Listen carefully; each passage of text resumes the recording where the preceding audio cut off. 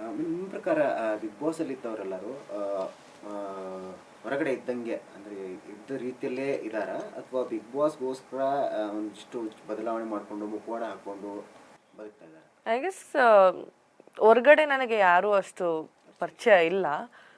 So ಒಳಗಡೆ ಹೋದಾಗ ಅದು ಅವ್ರ ಗೇಮ್ಗೋಸ್ಕರ ಆಡ್ತಿದ್ದಾರೋ ಇಲ್ಲ ಆಚೆಗಡೆನೂ ಹೀಗೆ ಇದ್ದಾರೋ ಅಂತ ಗೊತ್ತಾಗಲ್ಲ ನನಗೆ. ಬಿಕಾಸ್ ಆಚೆಗಡೆ ನನಗೆ ಯಾರೂ ಪರಿಚಯ ಇಲ್ಲದೆ ಇರೋ ಕಾರಣ ಒಳಗಡೆ ನಾನು ಜಡ್ಜ್ ಮಾಡೋಕ್ಕಾಗಲ್ಲ ಯಾರು. ಒಬ್ಬೊಬ್ಬರ ಸ್ಪರ್ಧೆ ಹೆಸರು ಹೇಳ್ತೀನಿ, ಅವರ ಬಗ್ಗೆ ನಿಮ್ಮ ಅಭಿಪ್ರಾಯ ಒಂದು ಪದ ಅಥವಾ ಒಂದು ವಾಕ್ಯ. ಓಕೆ.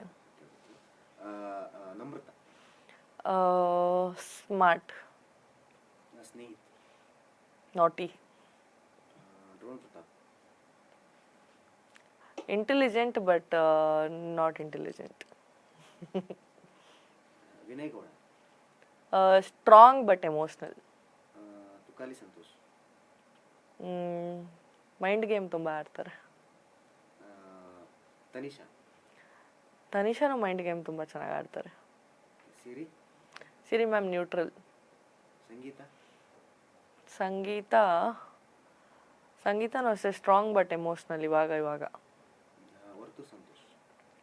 ವರ್ತೂರ್ ಅವರು ತುಂಬ ಚೆನ್ನಾಗಿ ಅವ್ರ ಮಾತನ್ನ ಎತ್ತಿ ಮಾತಾಡ್ತಾರೆ, ಬಟ್ ಹಾಗೆ ಸಮ್ಟೈಮ್ಸ್ ತುಕಾಲಿ ಅವರಿಂದ ಇನ್ಫ್ಲೂಯೆನ್ಸ್ ಆಗಿನೂ ಮಾತಾಡ್ತಾರೆ ಅವರು.